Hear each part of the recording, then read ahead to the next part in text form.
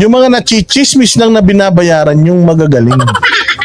Yung mga ganito, wala ito. Kahit pandiko ko, hindi ko bibigyan to. Puta, hindi to makakatulong sa akin eh. Siguro naman, hindi naman, tangan na sila para kunin mo yung mga rapper. Yung mga hip-hopper, yung mga commentator ng boxing. O, pwede nilang kunin yung mga yun. Kasi yung mga yun, may followings na nanonood talaga sa kanila. Ba't mo kukunin tong tanga na to? Malaki nga ang followings po siya ang nanonood sa live stream 200. Tapos yung 100 dun sa 200 po siya minumura pa siya. Oh, so pagka daw binayaran siya, anong gagawin niya? Okay? Ay talagang ipapakita ko sa inyo mga kaloys. Kung sino itong mga tao na ito. So pag may nagbayad daw sa kanya, ipapakita daw kung sino itong mga taon to.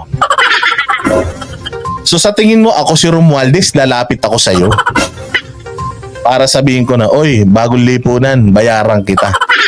Panatan mo si Banatbay. Ganun ka katanga? Oh, do you think merong lalapit sa iyo na halimbawa tao ni hello, Kaloy. Napapanood ko nga pala yung vlog mo. Tao ako ni Migs Nograles. Oo, tinatanong niya baka daw pwede i-content mo tong mga ano niya. Tapos anuhan na lang i-reimburse ka na lang daw niya. Do you think may magbabayad? Tamo, ito talaga tanga talaga. Do you think someone na yung mismong nagbabayad yung lalapit sa iyo para magbayad? And do you think may lalapit sa'yo, magme-message, hi, hello, ako nga pala si ganito, pwede ka bang bayaran? O, tao ako ni ganito. Hindi yung ganun, Kaloy. Kaloy, hindi yung ganun. Sa totoong buhay, hindi yung ganun. O, ang lalapit sa'yo, Kaloy, hindi mo kilala kung sino yung amo niya, Kaloy. Ganyan yan. Kasi nung election pa, nung 2022, nung 2020, tama, 2022 elections, may lumapit na sa amin. At inaalok kami, para may mga gawin. Pero hindi niya sinasabi sinong amo niya. Ganyan ang kalakaran dyan. Sasabihin mo na naman. Bakit alam mo, Boss Dada? Sabi ko na nga, bumingo ako. Sabi ko na nga, bayaran kayo, hindi.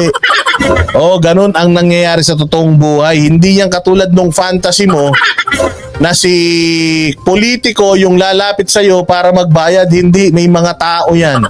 And they will be as discreet as possible dahil alam nga nila na may mga tanga na katulad mo na pwedeng gamitin yung mga messages nila against them.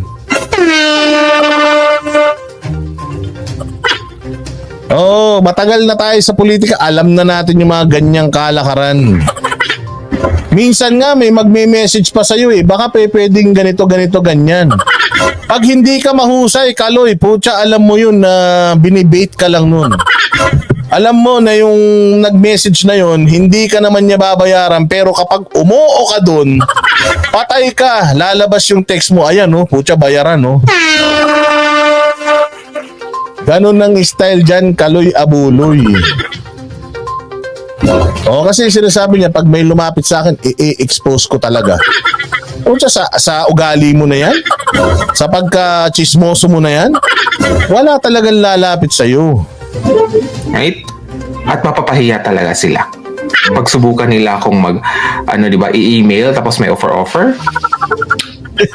Sinong gago mag-i-email para mag-offer? Sinong tanga na mag-iiwan ng ebidensya? Ano yan, Kaloy? Pag nagshabu ka, yung foil ilalagay mo sa bulsa mo? Tanga, itatapon mo yan. As discreet as possible, ganun tumabaho yung mga yan. Ikaw kasi panay ang panood mo ng batibot Panay ang pakikinig mo kay Lola Basyang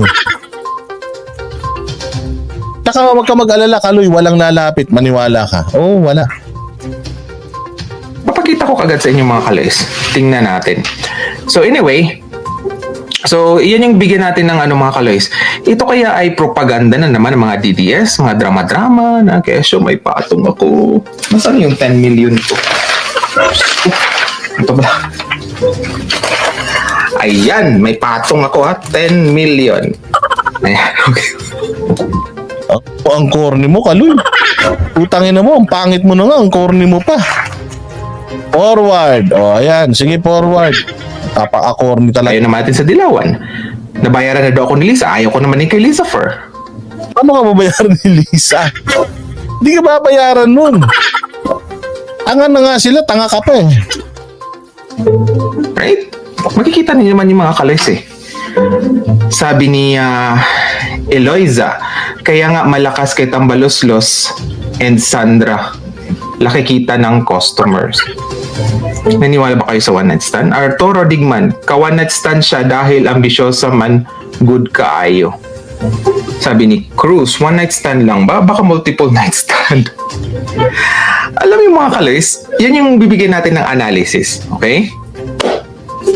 Let's start mga kaloys. Pero bago dyan mga kaloys, ay huwag nyo sanang kalimutan ng ating previous live discussion. Ito yung, di ba, yung inaway. Yan siya mga kaloys. Ano sa tingin nyo mga kaloys? Maganda ba siya? Paki-comment na lang dyan mga kaloys.